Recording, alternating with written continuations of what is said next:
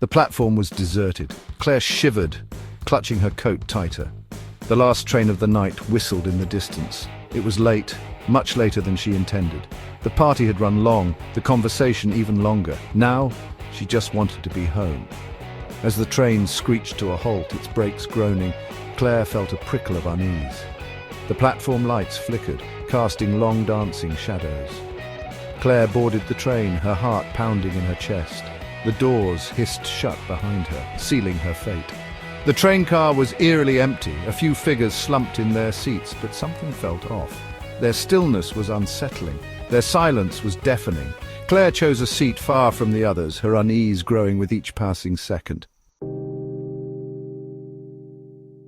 The train lurched forward, picking up speed. Claire's breath caught in her throat. Outside the windows, the city lights blurred into streaks of color. The train rattled and swayed, the noise amplified in the silence of the car. Claire glanced at the other passengers. Their faces were obscured by shadows. They sat motionless, lifeless, like mannequins draped in human clothing.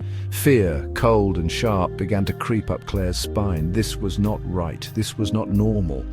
The flickering lights added to the unsettling atmosphere. They cast grotesque shapes on the walls of the train car. Shadows danced and twisted, their movements unnatural and unsettling. Claire closed her eyes, willing herself to stay calm. It was just a train ride. It was just a late train. A low hum began to fill the air. It was barely audible at first, a faint vibration that seemed to emanate from the very walls of the train. Then it morphed. It became a whisper, a chorus of whispers. Claire's eyes flew open. The whispers seemed to be coming from everywhere and nowhere at once. They swirled around her, chilling her to the bone. They spoke of shadows and darkness, of fear and despair. Claire pressed her hands against her ears, but she couldn't block out the sound. Her heart pounded against her ribs. She was trapped on this train with what? She didn't know. But she knew that she was in terrible danger. Her breath came in short, panicked gasps. She had to get off this train. Suddenly, a figure appeared in the aisle, a woman. She was tall and slender, with long flowing hair as black as night. Her eyes, a piercing blue, seemed to glow in the dim light. She moved with an unnatural grace, gliding over the train floor as if she were floating. The woman stopped in front of Claire, her gaze intense. "You need to get off this train," she said, her voice a low, melodic whisper. Claire stared at her, her mind struggling to process what was happening. Who was this woman? And how did she appear out of thin air? Claire's voice was a choked whisper. "What is this place?" The woman shook her head slowly. "This is nowhere and everywhere. It's a place between places, a place where lost souls wander." Claire shivered. Lost souls? What did that even mean? The train lurched violently, throwing Claire against the seat in front of her. When she looked up, her blood ran cold. The train had stopped, but they weren't at a station. They weren't anywhere. Outside the windows, there was nothing. No city, no lights, just an endless black void. The void seemed to press against the windows, hungry, eager to consume them. The whispers grew louder now, more insistent. They were closer, too, as if they were right outside the train, scratching to get in. Panic welled up inside Claire.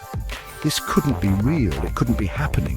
The mysterious woman leaned closer, her gaze never leaving Claire's face. "This is your last chance," she whispered urgently. "Get off the train, run, don't look back." The shadows in the train car deepened, stretching and twisting like living things. They slithered across the floor, reaching for Claire with long, skeletal fingers. The whispers morphed into growls, into snarls. Something was wrong, terribly wrong. Terror lent speed to Claire's limbs. She scrambled to her feet, her heart pounding like a drum in her chest. She had to get out. She had to escape this nightmare.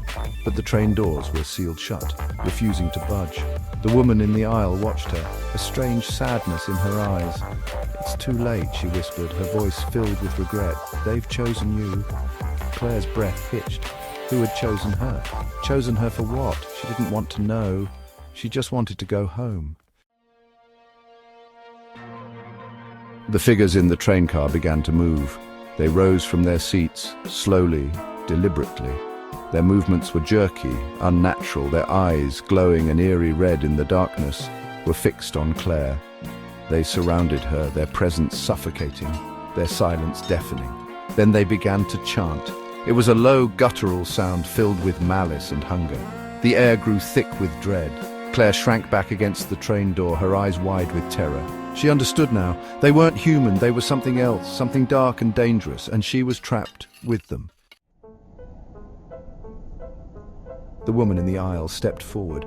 The chanting stopped. All eyes turned to her. A slow smile spread across her face, a cruel, predatory grin that sent shivers down Claire's spine. Her features seemed to shift, to melt, her beauty replaced by something grotesque and inhuman. "They aren't taking you to their world," the creature that was once a woman hissed, her voice a raspy growl. "They are bringing their world to you." Her eyes, now blazing orbs of fire, fixed on Claire. The train car began to shake violently. The lights flickered and died, plunging them into absolute darkness. The shadows swirled around Claire, closing in on her like a noose. The chanting resumed, louder this time, filled with triumphant glee. Claire screamed. She screamed until her throat was raw, until her voice was gone. She knew it was futile, but she couldn't help herself. She was trapped in the darkness, trapped with the creatures. The air crackled with energy, the very fabric of reality tearing at the seams. The train car was no longer a train car, it was a conduit, a portal, and Claire was at its center.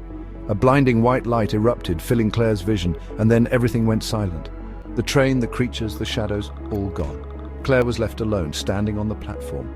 The first rays of dawn were breaking over the horizon. It was as if none of it had ever happened, but Claire knew the truth. The darkness was real, and it was coming.